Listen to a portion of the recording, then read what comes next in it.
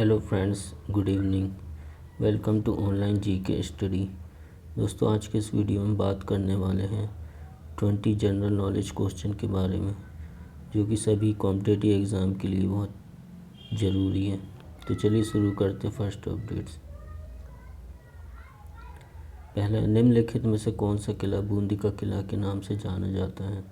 ए तारागढ़ का किला, बी आमेर का किला, सी जैसलमेर का किला या डी मेहरानगढ़ का किला। आंसर है ए तारागढ़ का किला। तारागढ़ का किला बूंदी का किला के नाम से जाना जाता है। इसका निर्माण 16वीं शताब्दी में किया गया था। प्राचीर के अंदर ठोस चट्टान से तराशे गए विशाल जलाशय और भीमबुर्ज स्थित हैं, जिस पर प्रसिद्ध तोप का निर्माण किया गया है। 1426 फुट की ऊंचाई पर निर्मित यह एक उच्च कोटि की पेंटिंग गैलरी है, जहां से भित्ति चित्रकला की बूंदी शैली की उत्पत्ति हुई है। इसे बूंदी का किला के रूप में भी जाना जाता है। क्वेश्चन नंबर 2, निधि निम्नलिखित में से किनके प्रोत्साहन के लिए सर्वसमावेशी योजना अम्ब्रेला स्कीम है? ए युवा एवं उच्चाकांक्षी नवप्रवर्तकों के लिए, बी वैज्ञानिक अनुसंधान के लिए, सी प्राथमिक स्वास्थ्य देखभाल के लिए या डी ग्रामीण क्षेत्रों में प्राथमिक शिक्षा के लिए। आंसर है ए युवा एवं उच्चाकांक्षी नवप्रवर्तकों के लिए। निधि युवा एवं उच्चाकांक्षी नवप्रवर्तकों सहन के लिए सर्वसमावेशी योजना अम्ब्रेला स्कीम है। Department of science and technology ने national initiative for development and harnessing innovation की घोषणा की है, जो सफल स्टार्टअप में विचारों और नवाचारों, ज्ञान आधारित और प्रौद्योगिकी संचालन के पोषण के लिए एक छाता कार्यक्रम है। क्वेश्चन नंबर 3, किसने बनारस में सेंट्रल हिंदू स्कूल की स्थापना की, जो बाद में बनारस हिंदू विश्वविद्यालय बना? A Madan Mohan Malaviya, B Annie Besant, C Ishwar Chandra Vidyasagar या D madam HP Blavatsky. Answer है B Annie Besant. Annie Besant ने बनारस में सेंट्रल हिंदू स्कूल की स्थापना की, जो बाद में बनारस हिंदू विश्वविद्यालय बना। एनी बेसेंट लोकप्रिय रूप से एनी वुड के रूप में जानी जाती हैं। वह एक प्रतिष्ठित थियोसोफिस्ट थी, महिला अधिकार कार्यकर्ता, लेखक और लेखिका। 1916 में लोकमान्य तिलक के साथ उन्होंने होम रूल लीग की शुरुआत की। उन्हें 1917 में भारतीय राष्ट्रीय कांग्रेस की पहली महिला अध्यक्ष के रूप में चुना गया। 1926 में ब्रह्म विद्या पर उनके व्याख्यान के बाद उन्हें विश्व शिक्षक घोषित किया गया था। उन्होंने वाराणसी में 1898 में केंद्रीय हिंदू कॉलेज की स्थापना की थी और बाद में बनारस हिंदू विश्वविद्यालय में परिवर्तित होने के लिए बाद में इस कॉलेज को पंडित मदन मोहन मालवीय को उपहार में दिया गया था। क्वेश्चन नंबर 4, कलिंग युद्ध ने अशोक को अपराध और भारी तपस्या का कारण बताया, जिसके कारण उन्होंने ब्रह्मघोष के बजाय धम्मघोष का उपयोग करना शुरू कर दिया। यह धम्मघोष शब्द निम्नलिखित में से किसे दर्शाते हैं? ए सैन्य विजय, बी सांस्कृतिक उद्घोष, सी क्षेत्रीय जनजातियों द्वारा विजय, डी ब्राह्मणवादी परंपराओं द्वारा विजय। आंसर है बी सांस्कृतिक उद्घोष। अशोक के राज्याभिषेक के बाद उन्होंने केवल एक प्रमुख युद्ध लड़ा, जिसे कलिंग युद्ध के नाम से जाना जाता था। इस युद्ध में नरसंहार ने उन्हें दुख से भरा दिया। इस युद्ध से कलिंग के लोगों, पुजारियों, भिक्षुओं की बहुत पीड़ा हुई थी, जिनसे अशोक को बड़ी तपस्या से भर दिया। फिर उन्होंने भारी घोष के बजाय धम्मघोष का उपयोग करना शुरू कर दिया और शारीरिक रूप से राज्यों पर हमला करने के बजाय सांस्कृतिक विनाश की नीतियों को अपनाया। यह कदम मौर्य साम्राज्य के पतन के लिए जिम्मेदार कारणों में से एक बन गया। क्वेश्चन नंबर 5, निम्न में से किस प्रकार की वर्षा आमतौर पर महाराष्ट्र के कोंकण क्षेत्र में पाई जाती है? ए संवहनी वर्षा, बी भौगोलिक वर्षा, सी ललाट वर्षा या डी अनुकूल वर्षा। आंसर है बी भौगोलिक वर्षा। भौगोलिक वर्षा आमतौर पर महाराष्ट्र के कोंकण क्षेत्र में पाई जाती है। अरब सागर से चलने वाली दक्षिण पश्चिम मानसूनी हवाएं सबसे पहले कोंकण पहुंचती हैं, इसलिए इस क्षेत्र में बहुत बारिश होती है। ये पानी पर्वत के द्वारा अवरुद्ध हो जाती हैं। इसलिए वर्षा सहाद्री पर्वत की ढलानों पर और शीर्ष भूमि में अधिक होती है। इस प्रकार समुद्र और भूमि की सतह से निकटता ने यहाँ की वर्षा को प्रभावित किया है। क्वेश्चन नंबर 5, किसने लाइक क्यूर्स लाइक होम्योपैथिक सिद्धांत प्रस्तुत किया था? ए हिप्पोक्रेट्स, बी सैमुअल हाहनेमन, सी सैमुअल कर्बन या डी जॉर्ज विटोकल्स। आंसर है बी सैमुअल हाहनेमन। सैमुअल हाहनेमन ने लाइक क्यूर्स लाइक होम्योपैथिक सिद्धांत प्रस्तुत किया था। उन्होंने होम्योपैथी नामक वैकल्पिक चिकित्सा की छद्म वैज्ञानिक प्रणाली का निर्माण किया। उनके अनुसार लाइक क्यूर्स लाइक सिद्धांत का अर्थ है जो एक स्वस्थ व्यक्ति के लक्षणों का एक सेट पैदा कर सकता है, एक बीमार व्यक्ति का इलाज कर सकता है जो समान लक्षणों को प्रकट करना है। यह सिद्धांत होम्योपैथिक का मूलभूत सिद्धांत बन गया।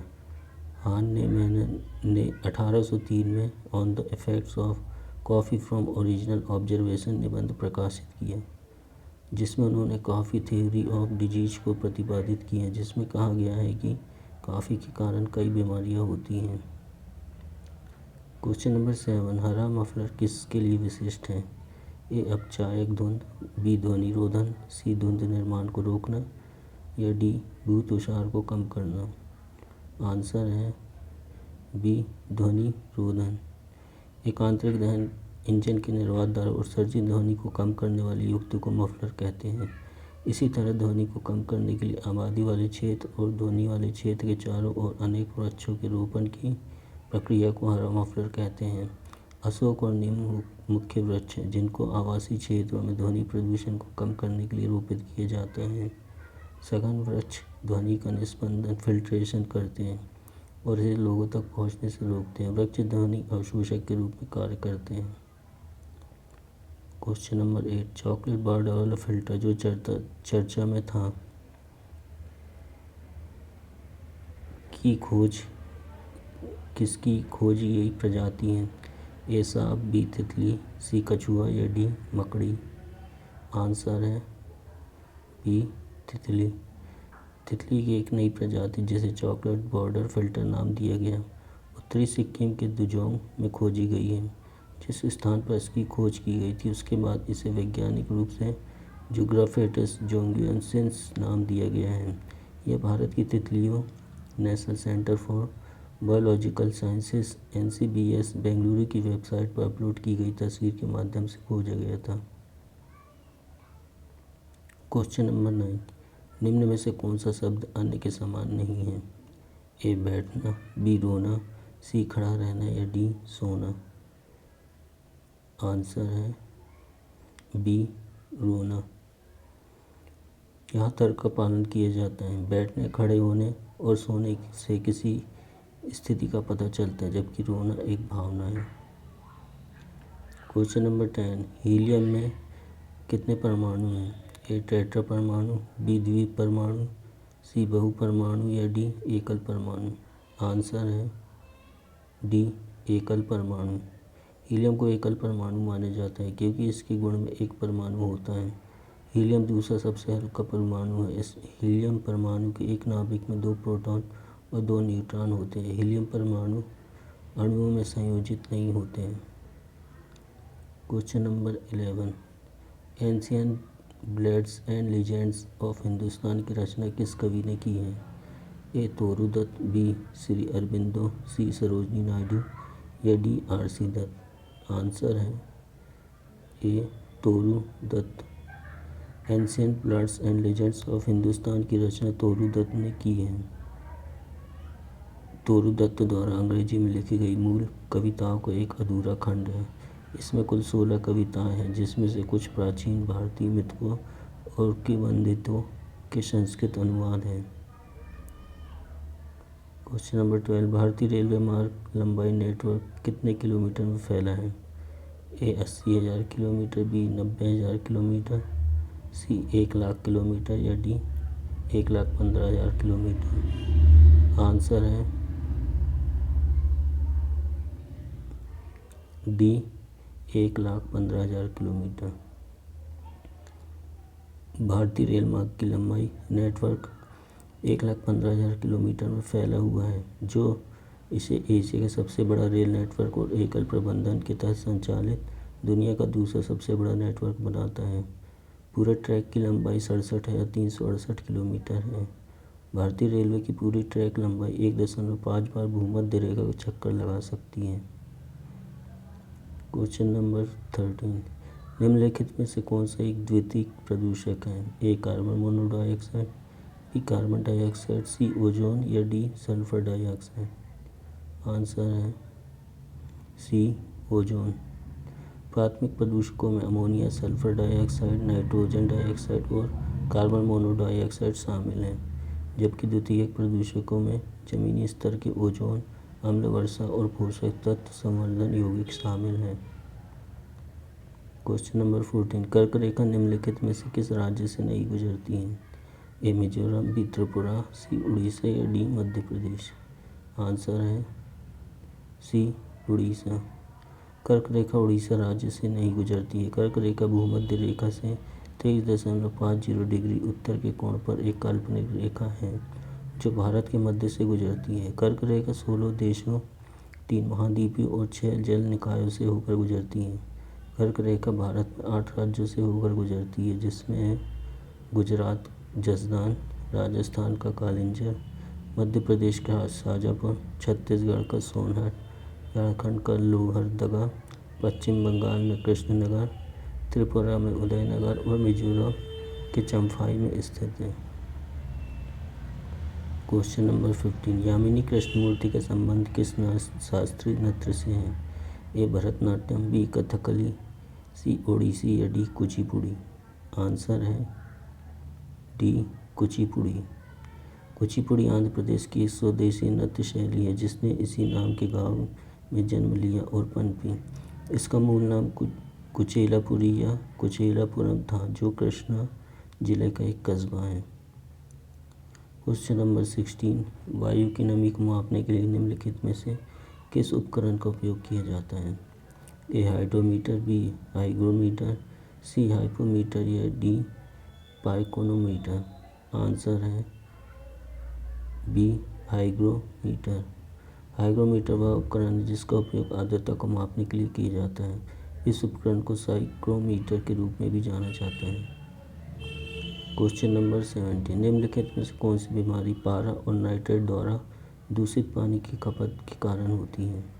ए मिनमाटा रोग और ऑस्टियोरोपोसिस, बी ऑस्टियोरोपोसिस और ब्लू बेबी सिंड्रोम, सी मिनमाटा रोग और ब्लू बेबी सिंड्रोम, सी ऑस्टियोपोरोसिस और मिनमाटा रोग? आंसर है सी मिनमाता रोग और ब्लू बेबी सिंड्रोम। पारा दूषित पानी से मिनमाता रोग होता है। यह सबसे पहले जापान में मिनमाता शहर में खोजा गया था, इसलिए इसे मिनमाता रोग कहा जाता है। नाइट्रेट दूषित पानी के कारण ब्लू बेबी सिंड्रोम रोग होता है। क्वेश्चन नंबर 18, आधुनिक औद्योगिक समाज में उद्योग में महिलाओं की स्थिति क्या है? ए काफ़ी नीचे चली गई है, बी धीरे धीरे बढ़ी है, सी अपरिवर्तित है या डी परिभाषित नहीं की गई है? आंसर है बी धीरे धीरे बढ़ी है। आधुनिक औद्योगिक समाज में उद्योग में महिलाओं की स्थिति धीरे धीरे बढ़ी है। आधुनिक औद्योगिक समाज में उद्योग में महिलाओं को दिए गए अवसरों में वृद्धि के परिणाम स्वरूप यह वास्तव में महिलाओं और उनके परिवार की आय के लिए बेहतर परिणाम का अनुवाद किया है। पूर्व औद्योगिक युग के विपरीत महिलाएं अब आर्थिक प्रक्रिया में भाग ले रही हैं और उनके पास अधिक स्वतंत्रता और स्वतंत्रता है। इस प्रकार महिलाओं की स्थिति धीरे धीरे बढ़ी है। क्वेश्चन नंबर 19, श्रेष्ठ योजना किस केंद्रीय मंत्रालय द्वारा शुरू की जाने वाली योजना है? ए शिक्षा मंत्रालय, बी सामाजिक न्याय और अधिकारी मंत्रालय, सी जनजातीय मामलों के मंत्रालय या डी अल्पसंख्यक मंत्रालय? सही आंसर है बी सामाजिक न्याय और आधिकारिक मंत्रालय। सामाजिक न्याय और आधिकारिक मंत्रालय लक्षित क्षेत्रों में उच्च विद्यालयों में छात्रों के लिए आवासीय शिक्षा योजना श्रेष्ठ शुरू करने के लिए तैयार है। यह योजना आवासीय सुविधा वाले प्रतिष्ठित निजी स्कूलों में मेधावी अनुसूचित जाति के छात्रों को गुणवत्तापूर्ण आवासीय शिक्षा प्रदान करके अनुसूचित जाति के छात्रों के सामाजिक आर्थिक उत्थान और समग्र विकास पर ध्यान केंद्रित करेगी। क्वेश्चन नंबर 20, स्वदेशी और बहिष्कार को बंगाल में संघर्ष के तरीकों के रूप में अपनाया गया था। उसी समय वंदे मातरम आंदोलन किस स्थान पर हुआ? ए तमिलनाडु, बी पंजाब, सी आंध्र प्रदेश या डी पूरा? आंसर है सी आंध्र प्रदेश। स्वदेशी और बहिष्कार को बंगाल के संघर्ष के तरीकों के रूप में अपनाया गया था। उसी समय वंदे मातरम आंदोलन आंध्र प्रदेश में शुरू हुआ था। Thanks for watching this video.